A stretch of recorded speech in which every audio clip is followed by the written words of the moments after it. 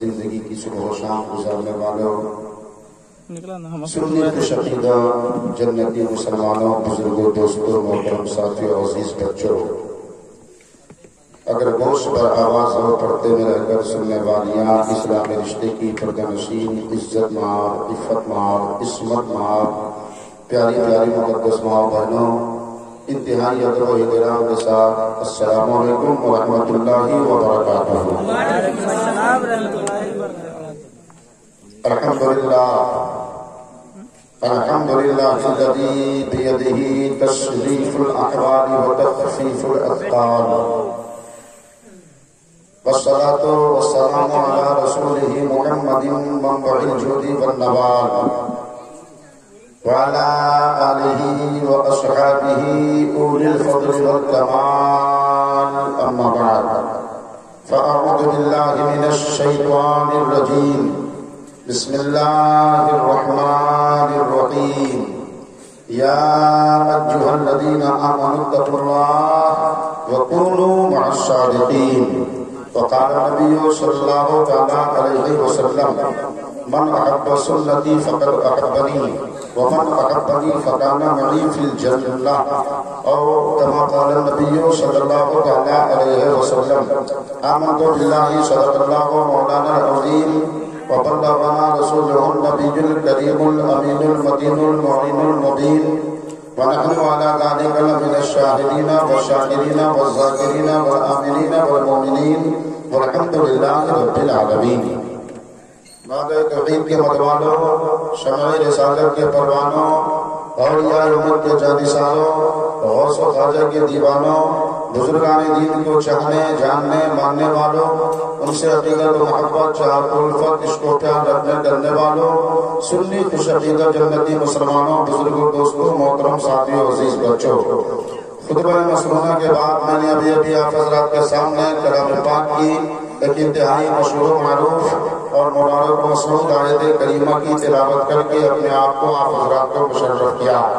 دراصل اس آیت پاک میں اللہ رب العزت نے ہم کو آپ کو دنیا کے تمام مومنین کو، چاہے وہ علماء ہو، چاہے وہ فضلاء ہو، چاہے عام لوگ ہو، چاہے وہ مرد ہو، چاہے وہ عورت ہو، اللہ نے سب کو اس بات کا حکم دیا ہے، اے ایمان والو اللہ سے ڈرو اور جب تک زندگی میں رہو سچوں کی صحبت اختیار کرو، اٹھو تو سچوں کے ساتھ، بیٹھو تو سچوں کے ساتھ، کھاؤ تو سچوں کے ساتھ، پیو تو سچوں کے ساتھ، چلو تو سچوں کے ساتھ، گھومو پھرو تو سچوں کے ساتھ، یہاں بھی کامیاب ہو جاؤ گے قیامت کے دن بھی کامیاب ہو جاؤ گے۔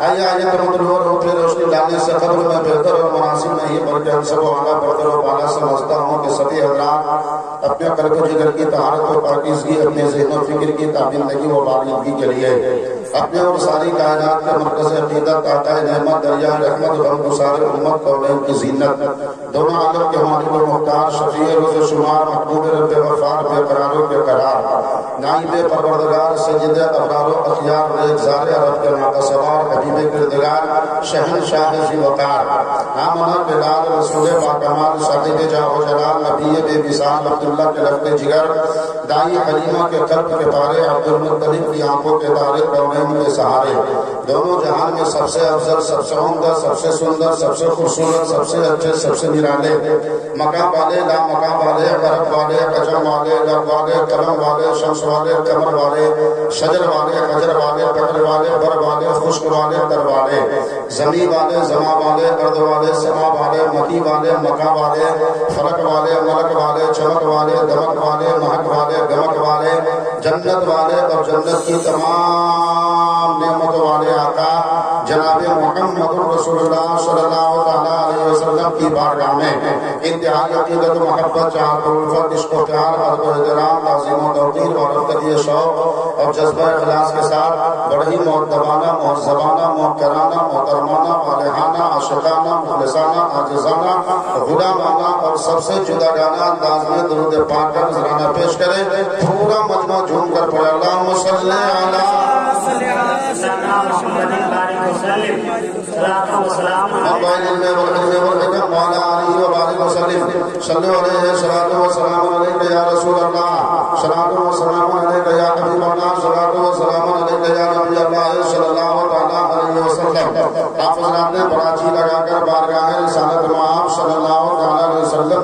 پاک کا مقدس نذرانہ پیش کر دیا ہے.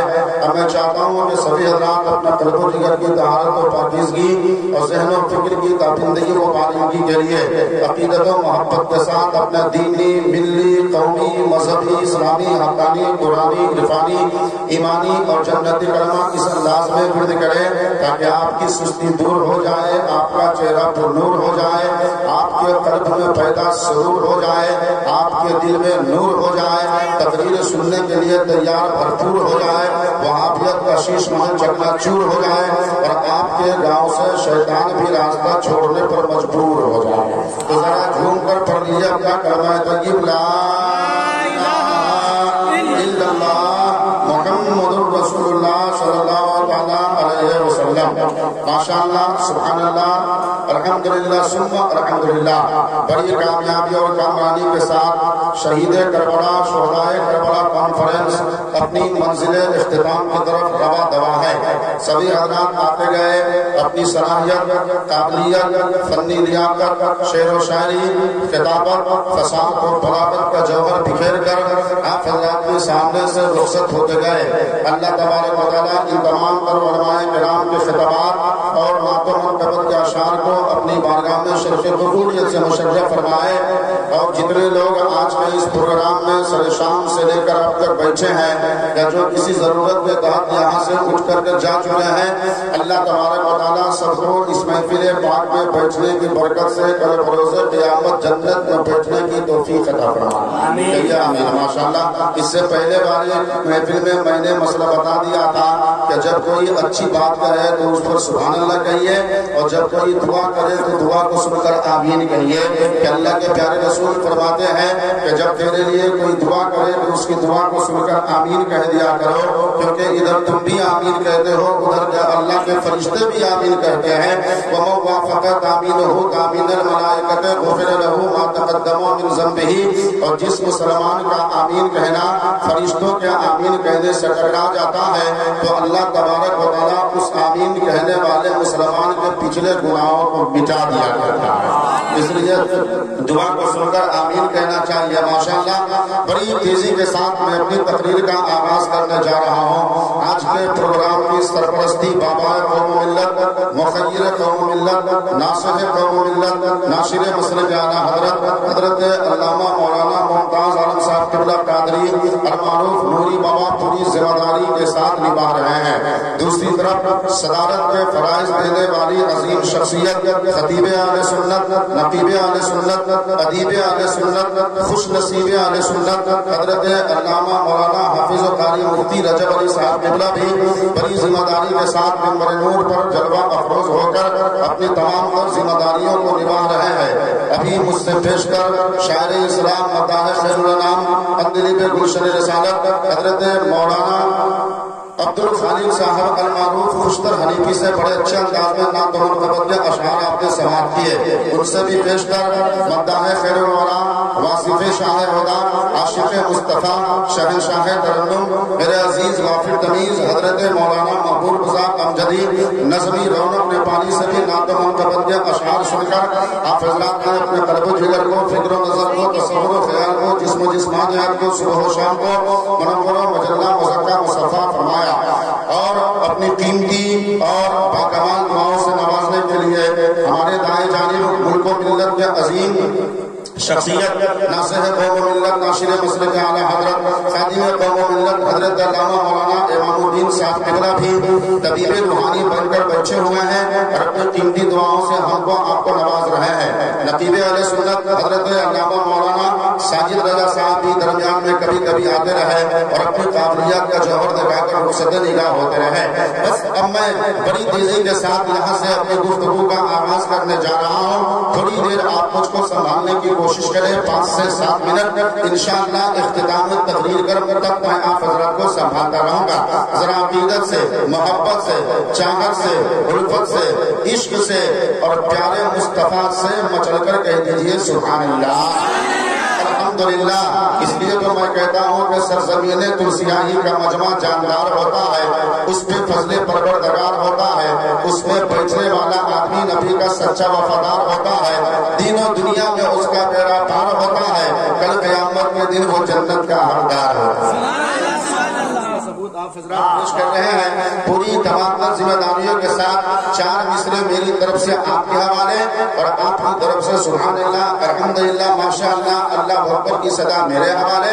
آپ میرا خیال کریں، میں آپ کا خیال کر رہا ہوں، کیونکہ نہ خود میں جمال رکھتا ہوں نہ خود میں کمال رکھتا ہوں، جو میرا خیال رکھتا ہے میں اس کا پیارے نبی صلی اللہ علیہ وسلم کے پیارے دیوانوں شاعر نے نقشہ کھینچنے کی کوشش کی ہے۔ اسیر کاکل و رخسار رہیے، محبت سے بولیے۔ میرا ایمان ہے جو عشق نبی میں بولے گا اپنے دل کو ٹٹولے گا، محبت مصطفیٰ کو دل میں سمولے گا، کل قیامت کے دن اللہ اس کے لیے جنت کا دروازہ کھولے گا۔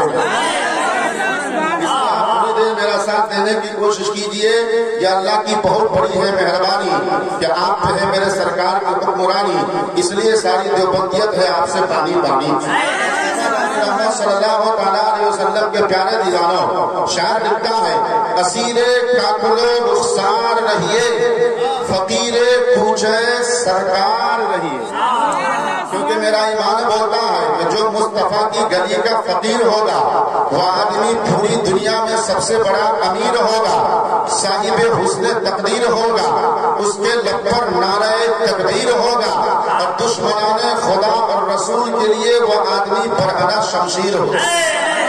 مصطفیٰ جان رحمت صلی اللہ علیہ وسلم کے پیارے دیوانوں اسیر کاکل و رخسار رہیے، فقیر کوچے سرکار رہیے، اور دوا مدینے سے آتی رہے گی۔ اب سوال یہ پیدا ہوتا ہے، سب کو حیرت ہو رہی ہوگی کہ دوا اور وہ بھی مدینے سے، آدمی کا علاج اگر جنکپور میں نہ ہو تو دھران جاتا ہے، دھران نہ ہو تو بھرتپور جاتا ہے، بھرتپور نہ ہو تو پراج نگر جاتا ہے، وہاں نہ ہو تو کاٹمانڈو جاتا ہے۔ ماشاءاللہ جزاک اللہ سبحان اللہ۔ اور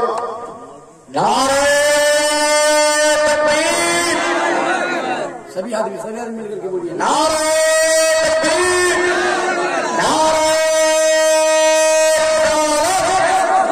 خطیب العلماء حضرت اشرف القادری اشرف رضا صاحب قبلہ برکاتی، علامہ اشرف رضا برکاتی، نعرہ تکبیر، نعرہ رسالت۔ بھائی ابھی ہم زندہ ہیں، خیال کیجیے گا۔ ماشاءاللہ یہ دیکھیے ان تمام علماء کرام نے پھولوں کا ہار پہنا کر میری عزت افزائی کی ہے۔ اللہ تبارک و تعالیٰ ان کا سایہ ہم سب پر تادیر قائم و دائم فرمائے۔ پہنایا پھولوں کا ہار، اگرچہ سب پھولوں کا نہیں ہے سردار، کیونکہ سب پھولوں کا سردار تو گلاب ہے۔ انہوں نے گیندے کا ہار مجھ کو پہنا دیا اور سواگت کر لیا۔ ایک پھول یہ ہے جس کو آپ دیکھ رہے ہیں، اور ایک پھول وہ ہے جو غریب نواز کی بارگاہ میں رہے۔ آپ اجمیر کے سب توجہ حضرت 2 منٹ کے لیے، پھول کی بات آ گئی، ہار کی تو میں کہہ دیتا ہوں۔ آپ اجمیر کی گلی میں چلے جائیں، خواجہ کی چوکھٹ پر چلے جائیں، خواجہ کی نگری میں چلے جائیں، خواجہ کے دروازے پہ چلے جائیں، تو آپ دیکھیں گے خواجہ کے دربار میں گلاب ہے، خواجہ کے بازار میں گلاب ہے، خواجہ کی گلی میں گلاب ہے، خواجہ کی چوکھٹ پہ گلاب ہے، خواجہ کے احاطے میں گلاب ہے، انا ساغر کے قریب گلاب ہے، جنتی دروازے کے قریب گلاب ہے۔ لیکن جب مزار پاک کے اندر جائیں گے تو پھول کی چادر جو ہے وہ بھی گلاب کی ہے، خواجہ کے پیتانے میں گلاب ہے، خواجہ کے سرہانے میں گلاب ہے، خواجہ کے سینہ مبارک پہ گلاب ہے، خواجہ کے شکم مبارک پر گلاب ہے۔ میرے عقل حیران و پریشان رہ گئی، کہاں اشرف جا برکاتی، آخر دنیا میں کوئی اور بھی پھول ہے، کسی کا نام گیندا ہے، کسی کا نام چمبیلی ہے، کسی کا نام جوہی ہے، کسی کا نام چمپا ہے، کسی کا نام یاسمین ہے، کسی کا نام موگرا ہے، کسی کا نام رات کی رانی ہے، لیکن یہاں غریب نواز کی بارگاہ میں آتے ہیں تو دکھائی کیا دیتا، جوہی نظر نہیں آتی ہے، چمپا نظر نہیں آتا ہے، چمیلی نظر نہیں آتی ہے، گیندا نظر نہیں آتا ہے، یاسمین نظر نہیں آتا ہے، موگرا نظر نہیں آتا ہے، دھبل نظر نہیں آتا ہے، بلکہ جہاں دیکھو گلاب ہی گلاب نظر آتا ہے۔ ٹوکرا گلاب کا ہے، خواجہ کی چادر گلاب کی ہے، خواجہ کے دربار میں گلاب ہے، جنتی اجمیر کے بازار میں گلاب ہے، خواجہ کے سیرانے میں گلاب ہے، خواجہ کے پیٹھانے میں گلاب ہے، خواجہ کے سینہ مبارک کے قریب گلاب ہے۔ میں نے جب تفکر کے عالم میں ڈوب کر سوچنا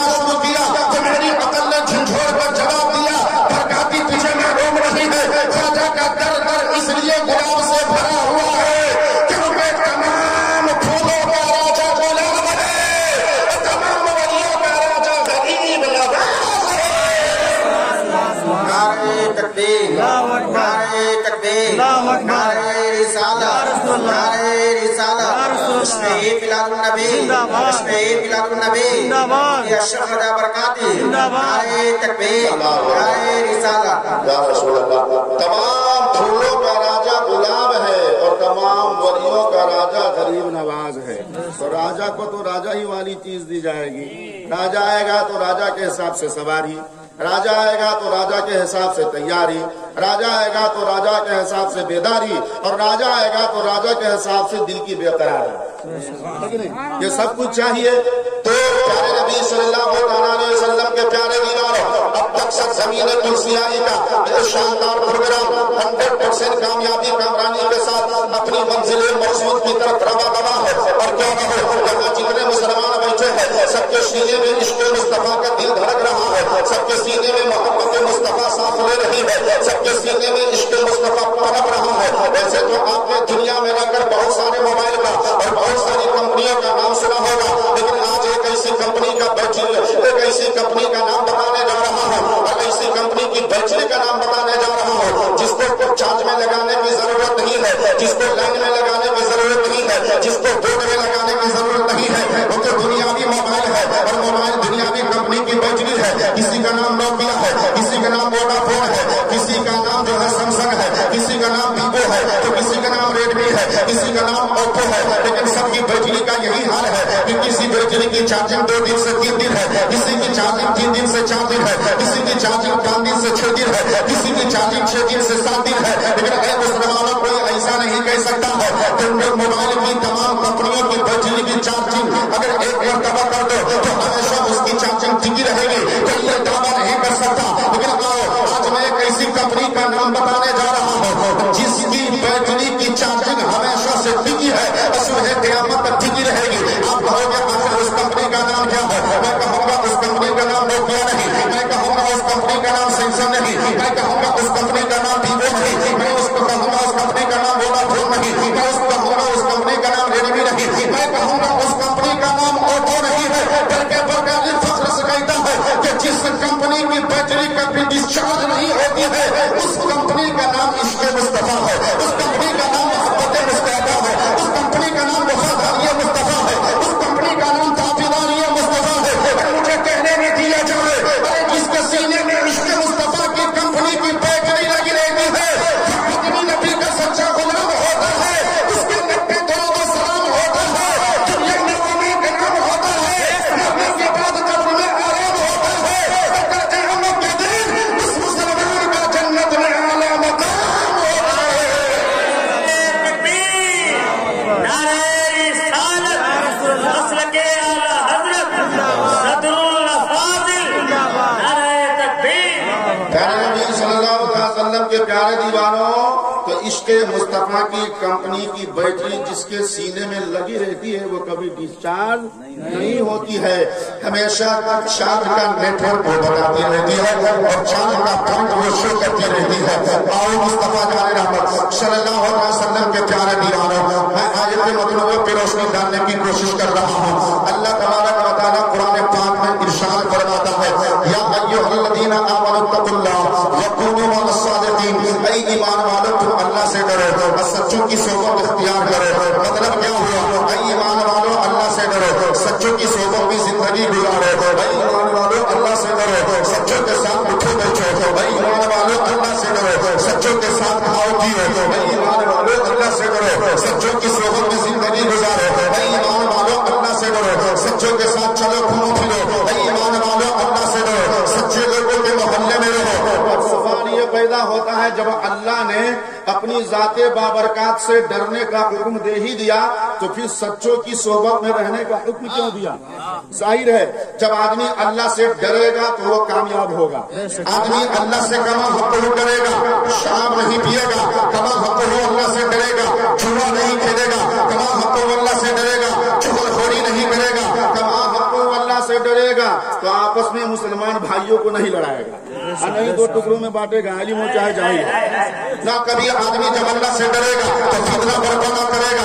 آدمی جب اللہ سے ڈرے گا شراب کے قریب نہ جائے گا. آدمی جب اللہ سے ڈرے گا چوبے بازی نہ کرے گا. آدمی جب اللہ سے ڈرے گا مت کی نافرمانی نہ کرے گا. آدمی جب اللہ سے ڈرے گا کوئی بھی برائی نہ کرے گا. آدمی جب اللہ سے ڈرے گا زمین مسجد میں جا کر نمازیں پر بڑا ادا کرے گا. آدمی جب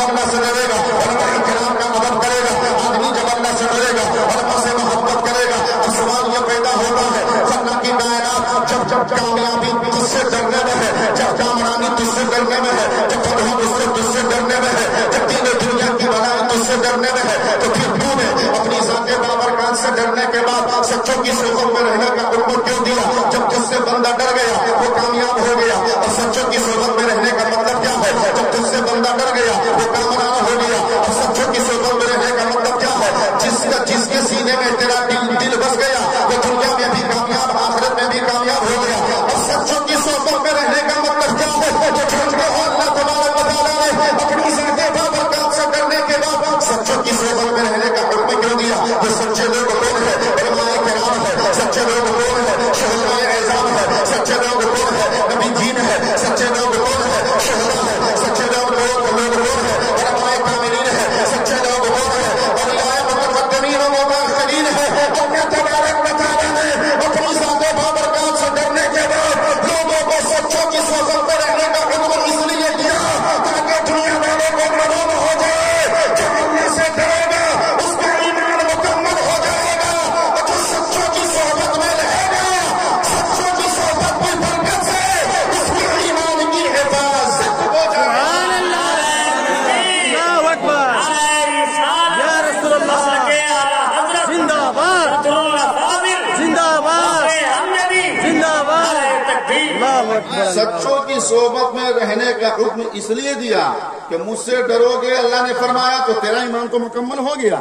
لیکن اس ایمان کی حفاظت کے لیے ایمان کے کمال کی حفاظت کے لیے ایمان کی تکمیل کے لیے ہم تو گھر بنا لیتے ہیں لاکھوں روپے لگا کر کروڑوں روپے لگا کر.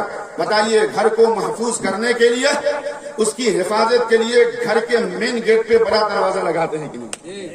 لگاتے اس لیے ہے تاکہ کوئی ہمارے اور آپ کے گھر میں داخل نہ ہو سکے. تو پتہ کیا چلا؟ دروازہ لگانے سے گھر کی حفاظت ہو جاتی ہے. پیسہ لگانے سے گھر مکمل ہوتا ہے. دروازہ لگانے سے گھر کی حفاظت ہوتی ہے. اللہ سے ڈرنے سے آدمی کا ایمان مکمل ہوتا ہے. اور سچوں کی صحبت میں رہنے سے ایمان کی حفاظت ہو جاتی ہے. آؤ میں آپ کو بتاؤں ایک واقعے سے. حضرت عیسیٰ علیہ السلام کا تو نام آپ لوگوں نے سنا ہوگا. عیسیٰ علیہ السلام وقت کے بڑے جلیل القدر باوقار باکمال اور بے مثل و بے مثال پیغمبر کا نام. اللہ نے صرف شکم مادر سے اسے پیدا کیا. حضرت عیسیٰ علیہ السلام کے والد دنیا میں نہ تھے کیونکہ آپ کی ماں حضرت مریم علیہ السلام نے شادی کی ہی نہیں. اللہ نے اپنی قدرت سے حضرت عیسیٰ کو دنیا میں بھیجا. اللہ جب حضرت آدم علیہ السلام کو بنا ماں باپ کے پیدا کر سکتا ہے تو عیسیٰ علیہ السلام کے لیے کم سے کم تو ان کی ماں موجود تھی. حضرت عیسیٰ علیہ السلام دنیا میں تشریف لائے. اتنے جلیل القدر پیغمبر. آپ کے پاس ایک پیالہ تھا اور آپ کے پاس ایک تکیہ تھا. ایک جانماز تھی. جانماز پہ نماز پڑھتے تھے. پیالے سے پانی پیتے تھے. اتنے قناعت پسند اور کفایت شیار. جانماز پہ نماز پڑھتے تھے. پیالے سے پانی پیتے تھے. اور تکیہ پہ جب سونے کا من کرتا تو تکیہ زمین پر رکھ کر اور اس پہ سر رکھ کر سو جاتے تھے. آپ ایک مرتبہ کہیں جا رہے تھے. دیکھا کہ ایک آدمی اپنے سر کو اپنے ہاتھ کو سرانے میں رکھ کر آرام سے سو رہا ہے.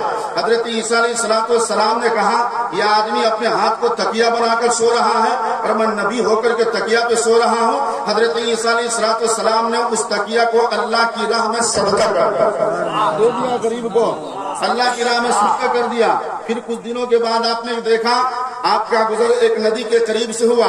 آپ نے دیکھا کہ آدمی ندی کے قریب بیٹھا ہوا ہے اور چلو سے ندی کا پانی پی رہا ہے. حضرت عیسیٰ علیہ السلام نے فرمایا کہ یہ آدمی اللہ کی مخلوق ہو کر چلو سے ندی کا پانی پی رہا ہے اور میں اللہ کا نبی ہو کر پانی پینے کے لیے پیالہ استعمال کر رہا ہوں. حضرت عیسیٰ علیہ السلام مسکرائے اور اس پیالے کو بھی اللہ کی بارگاہ میں صدقہ بھی صدقہ کر دیا. تکیہ بھی صدقہ کر دیا. جانماز سیٹ رکھ لیے نماز پڑھنے کے لیے. اسی حضرت عیسیٰ علیہ السلام کی بارگاہ میں ایک آدمی آیا اور آ کر کہا حضور ہم آپ کی صحبت میں رہنا چاہتے ہیں.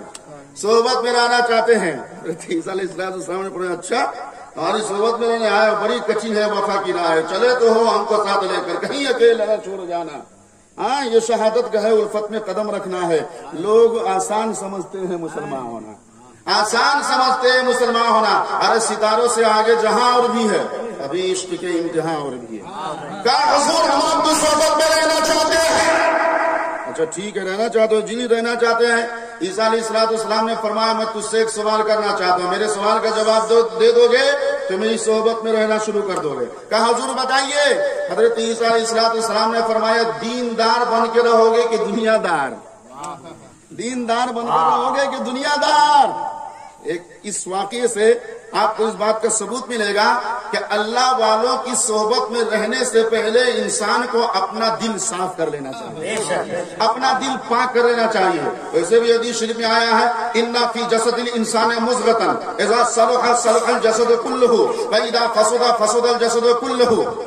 کہ آدمی کے جسم میں گوشت کا ایک ٹکڑا اور لوتھڑا ہوتا ہے جو آدمی کو دکھائی تو نہیں دیتا. ناک آدمی دیکھ لیتا ہے, آنکھیں آدمی دیکھ لیتا ہے, یہ دونوں کان آدمی دیکھ لیتا ہے, اپنے ہاتھ پیر انگلیوں کا آدمی دیکھ لیتا ہے, لیکن انسان کے جسم کے اندر گوشت کا ایک ٹکڑا ہوتا ہے جو آدمی کو دکھائی نہیں دیتا.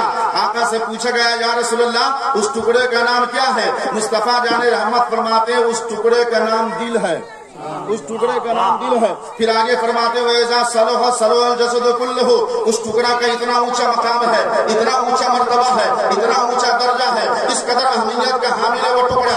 آقا فرماتے ہیں جب وہ ٹھیک رہتا ہے تو پورا انسان ٹھیک رہتا ہے. وہ صحیح سالم تو انسان صحیح سالم, لیکن جب وہ دل خراب ہو جاتا تو انسان کو اچھا نہیں لگتا. جب دل خراب ہو جاتا انسان کا دل عبادت میں نہیں لگتا. جب دل خراب ہو جاتا انسان کا دل نماز میں نہیں لگتا. جب دل خراب ہو جاتا انسان کا دل ماں باپ کی خدمت میں نہیں لگتا. جب دل خراب ہو جاتا انسان کا دل ذکر مصطفیٰ کی محفل میں آنے میں نہیں لگتا. جب دل خراب ہو جاتا انسان کا دل ریاضت و عبادت میں نہیں لگتا. جب دل خراب ہو جاتا انسان کا دل اچھے کاموں میں نہیں لگتا. پوچھا گیا یا رسول اللہ دل کو صاف رہنے کے لیے, دل کو سوزا رکھنے کے لیے, دل کو صاف و شفاف بنانے کے لیے اور دل کو پاک رکھنے کے لیے کیا ضروری ہے؟ آقا فرماتے ہیں جن میں نبی کی سچی محبت بسا دے, نبی کی محبت کی برکت سے اللہ تیرے دل کو تو دل کا بہت اونچا مقام ہے. آیا وہ شخص حضرت عیسیٰ کی بارگاہ میں اور کہا کہ ہم آپ کی صحبت میں رہنا چاہتے ہیں. کہا کیسے رہو گے؟ دیندار بن کر رہو گے کہ دنیا دار بن کر کے؟ اس شخص نے کہا یار اتنے بڑے نبی اور پیغمبر کی بارگاہ میں آئے ہیں اور انہوں نے سوال کر دیا ہے کہ دیندار بن کر رہو گے یا دنیا دار بن کر کے؟ ایسے ہم دنیا دار بن کر رہیں گے اور یہ کوئی بھی نہیں سوچ سکتا ہے کہ نبی کے بارگاہ میں رہے اور دنیا دار بن کر رہے. کہا کہ نہیں حضور ہم آپ کی بارگاہ میں تو دیندار بن کر رہنا چاہتے ہیں. دیندار بن کے ہاں ڈن ڈن طے ٹھیک ہے. حضرت عیسیٰ علیہ السلام نے کھانے کا وقت تھا, اسی وقت اللہ کی بارگاہ میں دستے مبارک اٹھا کر دعا کی. اللہ رب العزت نے آسمان سے 3 روٹیاں نازل فرمائی. 3 روٹیاں نازل فرمائی. ایک روٹی حضرت عیسیٰ علیہ السلام کھا گئے اور دوسری روٹی اسی دیندار آدمی کو دے دیے جو آئے تھے رہنے کے لیے. ہم آپ کی صحبت میں رہنا چاہتے ہیں. آج لوگ جاتے علماء کی صحبت میں رہنے کے لیے, کیوں؟ تعویذ لینے کے لیے. کیوں؟ حضرت کا آئے گا باہر سے اس میں ہم بھی شامل ہو جائیں گے. کیوں؟ تھوڑا سا حصہ ہم کو بھی مل جائے گا. دل صاف کر کے علماء کی صحبت میں رہو, انشاءاللہ دین و دنیا دونوں چیز آپ کی سمجھ میں. کہا کہ حضور وقت تھا کھانے کا, آسمان سے 3 روٹیاں نازل ہوئی. ایک روٹی حضرت عیسیٰ علیہ السلام کھا گئے, دوسری روٹی اسی دیندار آدمی کو دے دیے جو آپ کی بارگاہ میں دیندار بن کر رہنے آیا تھا, اور تیسری روٹی آپ نے فرمایا کہ اس روٹی کی حفاظت کرتے رہو, نگرانی کرتے رہو, دیکھ بھال کرتے رہو. ہم یہی قریب میں دریا ہے, دریا کے پانی سے وضو کر کے آ رہے ہیں. کہا ٹھیک ہے حضرت ایک دم ہماری حفاظت میں نگرانی میں رہے گی, آپ بے فکر ہو کر کے جائیے. حضرت عیسیٰ علیہ السلام گئے, دریا میں وضو کیے اور دریا سے وضو کر کے جب واپس پلٹ کر آتے ہیں تو دیکھتے ہیں آدمی تو ہے لیکن وہاں تیسری روٹی موجود نہیں ہے, غائب ہے. 9-2-11 وہاں تیسری روٹی موجود. حضرت عیسیٰ علیہ السلام نے فرمایا کیا بات, تم تو ہو, روٹی کہاں ہے؟ تم تو روٹی کہاں ہے؟ حفاظت تیری تھی, نگرانی تیری تھی, پاسداری تیری تھی, نگہبانی تیری تھی, ذمہ داری تیری تھی, روٹی کہاں؟ شخص نے کہا حضور ہم کو کیا معلوم روٹی یہاں سے کہاں چلی گئی. کہا تھا ہم دیندار بن کر رہیں گے, لیکن دیکھیے ایک روٹی پہ اس کا ایمان کیسے بدل گیا, کیسے ایمان بدل گیا. آج بھی اس زمانے میں کچھ ایسے لوگ ہیں, روٹی تو بڑی دور کی بات ہے, ایک کپ چائے پہ بھی ایمان کو بدل دیتے ہیں.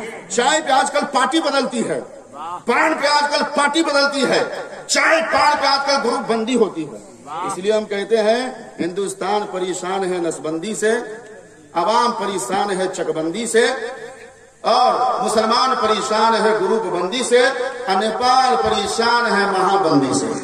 اور سبحان اللہ نہیں کہیں گے تو ہم پریشان ہو جائیں گے آپ کی زبان بندی سے. نبی صلی اللہ علیہ وسلم کے پیارے دیوانوں کہا کہ ہمیں معلوم نہیں وہ تیسری روٹی کہاں گئی. اچھا، حضرت عیسیٰ علیہ السلام چاہتے تو اس کے حلق سے آواز نکلوا لیتے، لیکن پوری دنیا والوں کو بتانا چاہ رہے تھے، اس کے منہ سے بلوانا چاہ رہے تھے. تمہیں نہیں معلوم ہمیں تیسری روٹی کہاں گئی. روایتوں میں آیا ہے اسی وقت حضرت عیسیٰ علیہ السلام کے سامنے سے ہرنی اپنے 2 بچوں کو لے کر کہیں جا رہی تھی. حضرت عیسیٰ علیہ السلام نے اشارہ کیا، ہرنی دونوں بچوں کو لے کر حضرت عیسیٰ علیہ السلام کی بارگاہ میں چلی گئی. حضرت عیسیٰ علیہ السلام نے ان دونوں بچوں میں سے ایک بچے کو پکڑا، اس کو ذبح کیا، گوشت کا کباب بنایا، خود بھی کھایا، اس آدمی کو بھی کھلا دیا. جب خوب مست ہو کر وہ آدمی کھا لیا، پی لیا، ڈٹ کر کے کھا لیا، ڈکار لینا شروع کر دیا، تمام ہڈیوں کو حضرت عیسیٰ علیہ السلام نے ایک جگہ جمع کیا. ہرنی ابھی موجود ہے، ایک بچہ بھی موجود ہے، دوسرا بچہ ذبح ہو چکا ہے، گوشت بھی کھایا جا چکا ہے، ہڈیاں بھی ایک جگہ جمع ہو چکی ہے. اس آدمی کسے کہا کہ نہیں بتاؤ گے تیسری روٹی کا؟ کہ نہیں، ہم کو معلوم نہیں، ہم پتہ نہیں، ہمارے سامنے سے کون لے گیا، اندیکھے میں لے گیا، ذہن میرا قبول نہیں کر رہا ہے، پتہ نہیں کیسے روٹی غائب ہو گئی. حضرت عیسیٰ علیہ السلام نے تمام ہڈیوں کو ایک جگہ جمع کیا، اور جمع کرنے کے بعد ارشاد فرمایا قم بإذن اللہ، اے ہڈیاں ہرنی بن کر اللہ کے حکم سے کھڑے ہو جاؤ. روایتوں میں آیا ہے ادھر حضرت عیسیٰ علیہ السلام نے اتنا فرمایا، اللہ تبارک و تعالیٰ نے آپ کی زبان میں تاثیر پیدا کی، تمام ہڈیوں پہ گوشت چڑھ گیا اور ہرنی کا بچہ بن کر وہی تیار ہو گیا. حضرت عیسیٰ علیہ السلام نے فرمایا ابھی بھی نہیں بتاؤ گے تیسری روٹی کہاں ہے؟ تو وہاں تو نیت میں پہلے ہی سے فطور ہے. آدمی کا میں کہا نا، جب آدمی کا دل خراب ہوتا ہے تو اس کو کچھ سنائی نہیں دیتا ہے، کچھ اچھا نہیں لگتا. اچھی بات بھی کہو تو ان ٹوٹلے بجھاتا ہے، اس کو سہان نہیں لگے گا، ہے کہ نہیں؟ دل خراب ہو گیا ابھی بھی نہیں بتاؤ گے تیسری روٹی کہاں؟ ہم کو معلوم ہے حضرت بار بار آپ ہمیں کو ٹچ کر رہے ہیں، ہم کہہ رہے ہیں نا کہ بے خیالی میں کوئی لے گیا ہوگا، ہم کو معلوم نہیں. اچھا ٹھیک ہے، کوئی بات نہیں. اس کا ہاتھ پکڑ کے حضرت عیسیٰ علیہ السلام جانے لگے. راستے میں ایک دریا آ گیا، دریا کے اس پار جانا تھا. حضرت عیسیٰ علیہ السلام کو اللہ نے پاور دیا، حضرت عیسیٰ علیہ السلام پانی پہ چلنا شروع کر دیا. عیسیٰ علیہ السلام کی بات تو بہت بڑی ہے، اللہ نے اپنے مقدس ولی حضرت جنید کو بھی یہ پاور. دریا پر چڑھ گئے، پار ہونا چاہ رہا تھا. ایک آدمی دیکھا، یار ایک آدمی دریا پہ یوں ہی پانی پہ چڑھتے ہوئے جا رہا ہے، ناؤ واؤ تو ہے نہیں، اسی سے مدد لے لو، اللہ والے ہیں. کہا کہ حضور ہم کو بھی دریا پار کرنا ہے، ذرا ہماری بھی مدد کیجئے. حضرت جنید بغدادی نے کہا کہ آؤ بسم اللہ پڑھ کے دریا کے پانی پہ آ جاؤ، اور یا جنید یا جنید یا جنید کہتے ہوئے دریا پار ہو جاؤ. چنانچہ وہ آدمی بسم اللہ کر کے پانی پہ پاؤں رکھا، یا جنید کہنا شروع کر دیا، دریا پہ چلتا گیا. یا جنید کہہ رہا تھا دریا کا پانی آگے لے جا رہا تھا، یا جنید کہہ رہا تھا دریا کا پانی آگے لے جا رہا تھا. اس آدمی نے سوچا دل ہی دل میں، اتنی جلدی جب جنید کا نام لیا ہوں تو بیچ دریا میں آ گیا ہوں، ڈائریکٹ خدا کا نام لوں گا تو کتنی جلدی پہنچ جاؤں. آج بھی ایسے لوگ موجود ہیں، بہت موجود ہے. ڈائریکٹ والے ہم ہیں، ڈائریکٹ انڈائریکٹ نہیں، وسیلہ کچھ نہیں ہے. ابے وسیلہ کے بغیر تم جنت پور کے مٹیہانی تک نہیں جا سکتے. سائیکل ہو، موٹر سائیکل ہو، کچھ تو چاہیے مٹیہانی جانے کے لیے، یا نہیں کچھ تو کم سے کم پاؤں ہی تو چاہیے. یہی تو وسیلہ ہے. الوسیلۃ ما تصل ما یصل به الانسان الى المقصود. وسیلہ کہتے ہیں کس کو؟ جس کے ذریعے آدمی اپنی منزل تک پہنچ جائے، ہے کہ نہیں؟ تو حضرت بایزید اور حضرت جنید بغدادی یا جنید کہتے بیچ دریا میں کہا کہ جنید کا نام لیا ہوں تو بیچ دریا میں اتنی جلدی آ گیا، یا اللہ کہوں گا تو فوراً دریا پار ہو جاؤں گا. جنید کو چھوڑ کر کے یا اللہ کہنا شروع کر دیا. دریا کے پانی نے اسے ڈبونا شروع کر دیا، اور یا اللہ کہہ رہا تھا. دریا کا پانی اپنی آغوش میں لے رہا تھا، دریا کا پانی اسے ڈبونے جا رہا تھا. چنانچہ حضرت جنید بغدادی نے دیکھا یہ میدان آپ کا گرد چھوڑ کر ابھی اللہ تک پہنچنا چاہتا ہے. آپ نے آواز دی میدان تمہیں محبوب نہیں ہے. ارے پہلے جنید تک پہنچنے کے لائق نہیں ہوا ہے، اللہ تک کیسے پہنچ جائے گا؟ اللہ تک کیسے پہنچ جائے گا؟ पहले जुनैद तक पहुंच कर दिखा, उसके बाद अल्लाह तक पहुंचना। एक आदमी था नमाज में दुआ कर रहा था, वो दुआ कौन सी थी? या अल्लाह हमको जहन्नम से बचा, या अल्लाह हमें जहन्नम से बचा, या अल्लाह। हर नमाज के बाद यही दुआ करता था। किसी ने नबी करीम सल्लल्लाहु अलैहि वसल्लम की बारगाह में शिकायत की, या रसूलल्लाह फला आदमी अपने घर पे नमाज पढ़ता है और जब दुआ करने की बारी आती है तो खाली कहता है या अल्लाह हमको जहन्नम से बचा, या अल्लाह जहन्नम से बचा, या अल्लाह जहन्नम से बचा, कभी वो जन्नत मांगता ही नहीं है। आका ने फरमाया ठीक है, उसको बुला कर लाओ। नबी की बारगाह में जब उसको बुलाकर पेश किया गया, नबी करीम सल्लल्लाहु अलैहि वसल्लम ने फरमाया आदमी तो अपनी भलाई मांगता है, आदमी तो अपने फायदे की चीज मांगता है, आदमी तो अपने लिए बरतने की चीज मांगता है, आदमी तो अपने लिए नियमत मांगता है। मैंने सुना है कि जब जब तू नमाज पढ़ता है तो नमाज के बाद सिर्फ इतनी दुआ करता है, या अल्लाह हमें जहन्नम से बचा, हमें जहन्नम से बचा, हमें जहन्नम से बचा, तू जन्नत क्यों नहीं मांगता? मुसलमानों जवाब सुनो, अल्लाह की कसम ईमान मचल जाएगा। जवाब सुनो, ईमान मचल जाएगा। आपने फरमाया तू जन्नत क्यों नहीं मांगता? वो आदमी कहता है हुजूर, शर्मुल लजाजत के लहजे में कहता है हुजूर अभी तो हमारा अमल जहन्नम ही से बचने के लायक नहीं हुआ, अभी तो हमारा अमल जहन्नम ही से बचने के लायक नहीं हुआ, हम किस मुंह से अल्लाह से जन्नत मांगे? यह आदमी जुम्मन मियाँ बन जाता है, हफ्ता में एक बार तो चला जाता है, अब पूरी दुनिया की दौलत 1 मिनट में मांग लेता है। यहाँ तो सब्र नहीं है, यहाँ तो सब्र नहीं। वो कह रहा उतना बड़ा नेक आदमी होता अभी तो हमारा अमल जहन्नम से बचने के लायक नहीं हुआ, हम अल्लाह से जन्नत किस मुंह से मांगे? हुजूर पहले जहन्नम से बचने के लायक हो जाओ, जहन्नम से आजाद होने के लायक हो जाओ, जहन्नम से दूर होने के लायक हो जाओ। हमारा अमल हमें जहन्नम से बचा ले, हमारा काम हमें जहन्नम से बचा ले, हमारी इबादत हमें जहन्नम से बचा ले, हमारी रियाजत हमें जहन्नम से बचा ले, हमारी खिदमत जलवत हमें जहन्नम से बचा ले, हमारे दिल की सफाई हमें जहन्नम से बचा ले। जब हम जहन्नम से बचने के लायक हो जाएंगे तब तो अल्लाह अपने फजल से हमको जन्नत का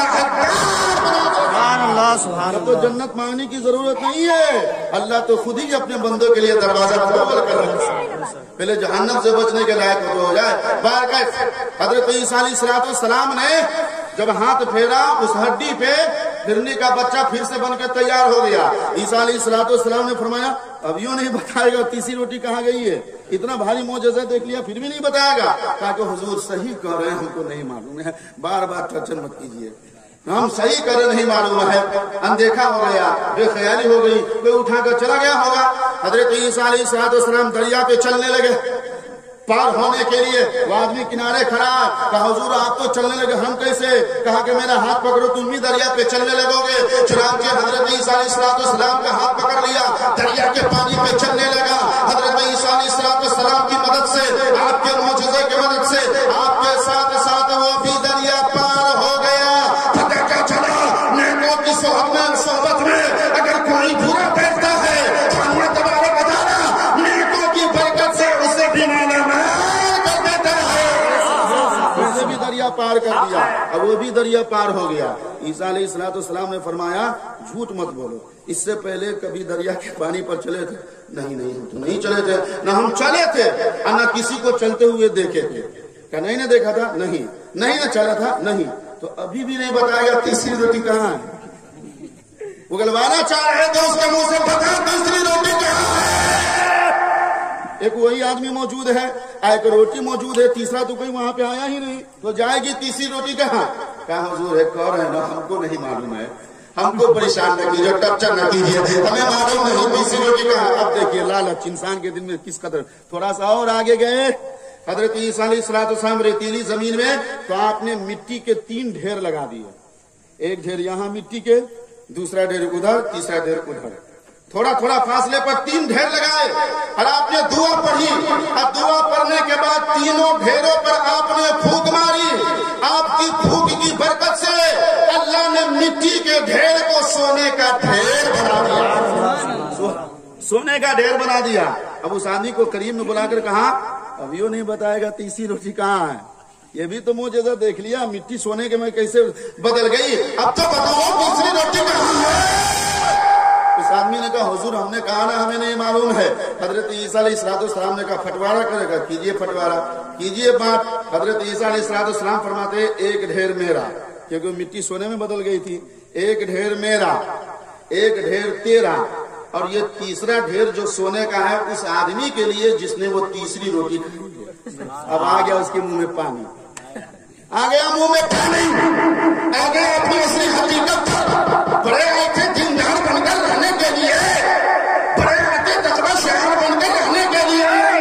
علماء کرام کی بارگاہ میں جانا ہو تو بڑا ادب دکھلاتے ہیں لوگ، بڑا احترام دکھلاتے ہیں، اس میں بھی مطلب چھپا رہتا ہے۔ ماں باپ کا ادب نہ کرے گا، پیر صاحب کا خوب ہاتھ چومے گا، خوب پاؤں چوم لے گا، اور زندگی میں بدیش جانے کے وقت بھی ماں کا ہاتھ چوم کر نہیں جائے گا، دور سے ماں جائے چھے السلام علیکم نکل جائے گا۔ حیرت کی بات ہے، ارے پہلے ماں جو تیرے گھر میں موجود ہے اس کا ہاتھ چوم کر دکھاؤ، اس کا پاؤں چوم کر دکھاؤ، اس کی پیشانی کو ادب و احترام کے ساتھ فرصت دے کر کے دکھاؤ۔ اللہ بھی راضی ہوگا، رسول بھی راضی ہو جائیں گے، اللہ بھی راضی ہوگا، اللہ والے بھی راضی ہو جائیں گے۔ جب یہاں پر تو ادب کرو گے اللہ اس کا رسول دونوں راضی ہو جائیں گے۔ تو یہاں بھی میرا پار، قبر میں بھی میرا پار، قیامت کے دن بھی تیرا پیڑا ہو جائے گا۔ تو ماں باپ کا بھی ادب ٹھیک ہے، پیر و مرشد کی کا ادب اپنی جگہ پر طے ہے، اس میں کوئی شک نہیں، احترام کرنا چاہیے، علماء کا احترام کریں۔ حضور صدر شریعت بہار شریعت میں لکھتے ہیں اگر عالم دین کے ساتھ چلو تو اس بات کا خیال رکھو کہ عالم دین کے ساتھ چلنے میں تمہارا قدم عالم دین کے قدم سے آگے نہ پڑے، اس بات کا خیال کرو۔ اور اگر عالم دین کے ساتھ رہو تو اس بات کا خیال کرو کہ جب کرسی دی جائے تو عالم دین سے پہلے تم کرسی پر نہیں بیٹھو، کرسی میں نہیں بیٹھو، اب پہلے سے کرسی رکھی رہے گی، آدمی کھڑا رہے گا، دیکھے گا کوئی حضرت آ رہے تو بیٹھ جا کے آگے بیٹھ نہ جائے۔ پیارے نبی صلی اللہ علیہ وسلم کے پیارے دیوانے، مصطفیٰ جان رحمت کے چاہنے والے، اب میں بتانا چاہ رہا ہوں یا ایھا الذین آمنوا اتقوا اللہ وکونوا مع الصادقین، اے ایمان والو اللہ سے ڈرو، سچوں کی صحبت میں رہو، ایمان والو اللہ سے ڈرو، سچوں کی صحبت اختیار کرو، ایمان والو اللہ سے ڈرو، سچوں کی صحبت میں صبح شام گزارو، ایمان والو اللہ سے ڈرو، سچوں کی صحبت میں رات دن گزارو، ایمان والو اللہ سے ڈرو، سچوں کی صحبت میں زندگی گزارو۔ السلام نے فرمایا ایک ڈھیر میرا، ایک ڈھیر تیرا، یہ تیسرا ڈھیر اس آدمی کے لیے جس نے تیسری روٹی کھائی ہے۔ وہ آدمی شرماتا ہے، سر کو جھکاتا ہے، اور سر جھکا کر دھیرے سے بے شرمی کے ساتھ کہتا ہے حضور معاف کیجئے گا، وہ تیسری روٹی کوئی اور نہیں بلکہ ہم ہی کھا لیے ہم ہی کھا لیے اور ہیں۔ حضرت عیسیٰ علیہ السلام نے فرمایا میں نہیں جانتا تھا روٹی تو نے کھا لی ہے، روٹی کا ذمہ دار تو ہے، روٹی تیرے پیٹ میں ہے، اگر میں چاہتا تو روٹی کے اشارے سے تیرا پیٹ پھاڑ کر تیسری روٹی نکال دیتا، انگلی کے اشارے سے تیرا گلا پھاڑ کر تیسری روٹی نکال دیتا، لیکن پوری دنیا والوں کو اس بات کا پیغام دینا تھا کہ اگر اللہ والوں کو بھی صحبت میں رہنا چاہے تو صحبت بعد میں اختیار کرنا، پہلے دل کو صاف کر لو، پہلے نیت کو صاف کر لو، پہلے دماغ کو صاف کر لو، پہلے نیت کو صاف کر لو۔ اگر دل صاف رکھو گے اللہ والوں کی صحبت میں جاؤ گے تو اللہ تبارک و تعالیٰ اللہ والوں کی صحبت سے تمہیں مانگنا فرما دے گا۔ دل صاف رکھ کر جاؤ گے تب۔ بزرگوں دوستو یہ پیغام دیا تھا حضرت عیسیٰ علیہ السلام نے، تمہارا بھی کرتب ہونا چاہیے، تقدیر اور تدبیر دونوں لے کر چلو۔ خالی کہو گے کہ ہم اللہ والے کی صحبت میں رہیں گے ہی تو ہماری طرح نہیں، کرتب بھی کرنا پڑے گا۔ اللہ والے کی صحبت میں رہنے والے کو تو اور ذمہ داری کے ساتھ رہنا پڑے گا، تب جا کر کامیابی ملے گی، تب جا کر کامیابی کامرانی ملے گی۔ اللہ پاک نے ارشاد فرمایا یا ایھا الذین آمنوا اتقوا اللہ وکونوا مع الصادقین، اے ایمان والو اللہ سے ڈرو اور سچوں کی صحبت اختیار کرو۔ بلا شبہ سچوں کی صحبت انسان کے لیے نجات کا ذریعہ ہے، سچوں کی صحبت انسان کے لیے کامیابی کا ذریعہ ہے، سچوں کی صحبت انسان کے لیے کامرانی کا ذریعہ ہے، سچوں کی صحبت انسان کے لیے نصرت کا ذریعہ ہے، سچوں کی صحبت انسان کے گناہوں کی مغفرت کا ذریعہ ہے، سچوں کی صحبت انسان کے گھر میں روزی نازل ہونے کا ذریعہ ہے، سچوں کی صحبت تینوں دنیا میں انسان کو کامیابی کے راستے پر گامزن کر دینے کا ذریعہ ہے۔ اللہ تبارک و تعالیٰ کی بارگاہ میں دعا کرتا ہوں اللہ کی کائنات ہم کو آپ کو تمام لوگوں کو مصطفیٰ جان رحمت کے محبت میں جینے مرنے کی توفیق عطا فرمائے، اور جب تک زندہ رہے سچوں کی صحبت میں اٹھنے کی توفیق عطا فرمائے، بچنے کی توفیق عطا فرمائے، اور زندگی گزارنے کی توفیق عطا فرمائے۔ اللہ کے پیارے رسول فرماتے ہیں اگر تمہیں 1000 رکعت نفل نماز کا ثواب چند منٹ میں حاصل کرنا ہو تو کسی عالم دین کی بارگاہ میں چلے جاؤ۔ مصطفیٰ فرماتے صرف ایک مسئلہ پوچھ لو، کسی عالم دین سے تم نے ایک مسئلہ پوچھ لیا، اس نے تمہیں بتا دیا اور دل میں اس مسئلے کو جگہ دے دیا۔ اللہ کے پیارے رسول فرماتے ہیں عالم دین سے دین کا ایک مسئلہ سیکھنے والا 1000 رکعت نفل نماز پڑھنے والے سے زیادہ بہتر۔ یہ مقام بتایا اللہ کے پیارے رسول صلی اللہ علیہ وسلم نے.